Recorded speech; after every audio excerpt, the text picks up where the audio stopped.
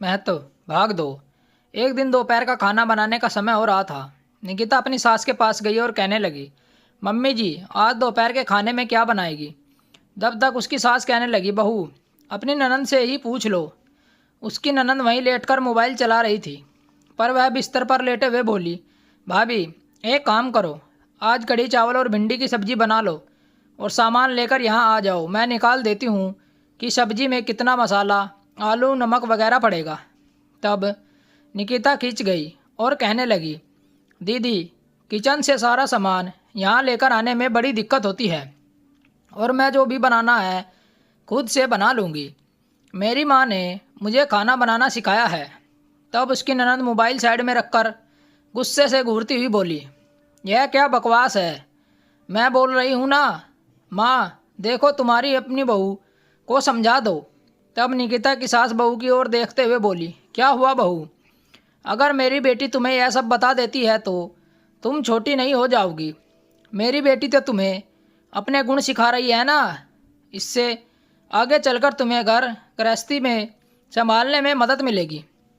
देखो सब्जी में आलू, नमक, तेल, मसाला कितना पड़ता है यह अपनी ननद से पूछ लो, क्योंकि वो हर काम में परफेक्ट है। तभी निकिता बोल पड़ी, माँ जी अगर दीदी इतनी परफेक्ट होती तो ससुराल छोड़कर बच्चों के साथ मायके में क्या कर रही है।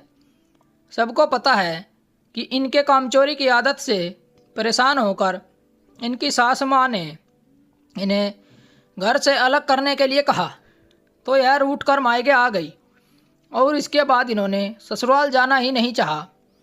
तभी तो मजबूर होकर इनके पति ने इन्हें तलाक दे दिया। क्या कोई घर के काम न करने के कारण तलाक ले लेती है किसी से।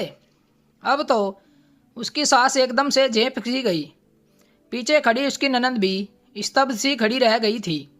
तब निकिता ने कहा, दीदी वैसे भी बच्चे को स्कूल से आने के बाद एकदम फ्री रहती है, तो एक काम करिए, मुझे तेल, मसाले, आलू, नमक निकाल कर देने के बजाय खुद खाना ही बना लीजिए, जब तक मैं घर के दूसरे काम निपटा लेती हूँ। इतना कहकर वह कपड़े धोने के लिए बाथरूम में घुस गई। उसकी ननद को बहुत तेज गुस्सा आया। वह जाकर उससे झगड़ने लगी और कहने लगी, मैं तुम्हारे लिए खाना क्यों बनाऊँ। तब निकिता बोली, जब मैं आपके लिए खाना बना सकती हूँ तो आप मेरे लिए खाना क्यों नहीं बना सकती। आप मेरे बनाए खाने में नुक्स भी निकालती हो और यह भी चाहती हो कि मैं हमेशा आपके हिसाब से चलूँ। मैं कोई रिमोट कंट्रोल से चलने वाली कठपुतली नहीं हूँ जिसे आप अपने हिसाब से नचाती रहोगी।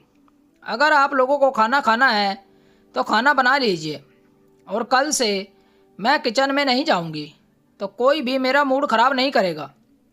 आप लोगों को जो भी खाना हो मैं बना सकती हूँ, लेकिन जब इतना भी नहीं पूछ पूछ कर आपसे काम करूँगी तो तेल कितना डालना है, आलू प्याज कितना डालना है।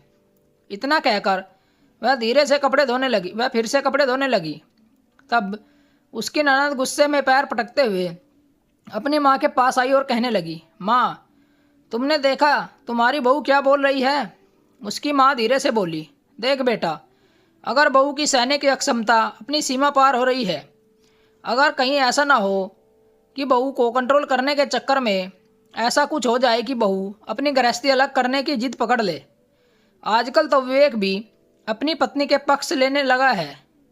कहीं ऐसा ना हो उसका मूड खराब हो जाए और गृहस्थ अलग कर ले, तब तो मुझे और तुझे मिलकर ही सब कुछ संभालना पड़ेगा। और तेरे लक्षण तो मैं देख ही चुकी हूँ, तू कुछ करने वाली नहीं है। तो अब जरा घर के काम मामलों में अपनी दखलंदाजी बंद कर दे। आगे भविष्य में क्या होगा क्या नहीं यह तो मैं नहीं जानती, लेकिन फ़िलहाल हमारे सुखद वर्तमान के लिए ज़रूरी है कि बहू को अपनी जिम्मेदारी दी है उसे अपने हिसाब से निभाने दे। ननद अब मन मारकर रह गई, क्योंकि माँ ने भी मना कर दिया था। वो कहने लगी, लेकिन दोपहर के खाने का क्या होगा। यह तो कपड़े धोने बैठ गई है। अब वह कहने लगी, चल मैं भी रसोई में तेरी मदद कर देती हूँ। वैसे भी तू दिन भर मोबाइल में ही तो चलाती रहती है और तुझे भी बड़ा शौक था ना आलू, प्याज, तेल, नमक मुझे निकाल कर देने का। तो चल जरा देखती हूँ तू कैसी सब्जी बनाती है। आखिरकार हार कर थोड़ी देर बाद दोनों माँ बेटी किचन में जाकर खाना बनाने लगी। रसोई से आ रही सब्जी छौंकने की आवाज़ सुनकर निकिता धीरे से मुस्कुरा उठी और सोचने लगी कि खुद के लिए खुद ही आवाज़ उठानी पड़ती है, वरना परेशान करने वालों के पास तो हजार मौके होते हैं।